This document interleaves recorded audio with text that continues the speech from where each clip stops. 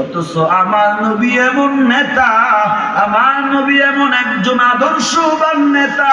যার 63 বছর জিন্দেগিতে একটা মিথ্যা কথাও বলে নাই, যার জিন্দেগিতে উম্মতের জন্য 3টা বছর জেল কেটেছেন, যার জিন্দেগিতে তায়েফের জমিন উম্মতের জন্য 5টির মতো পাথরের আঘাত সহ্য করেছেন,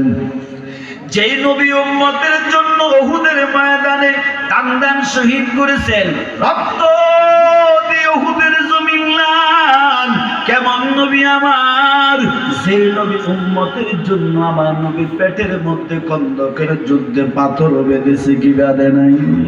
এর নবীর উম্মত, সেই নবী আমার কত কষ্ট করেছেন, সাহাবায়ে কেরাম কত কষ্ট করেছেন। হযরত ওমর আর খাব্বাব রাদিয়াল্লাহু তাআলা একদিন গল্প করে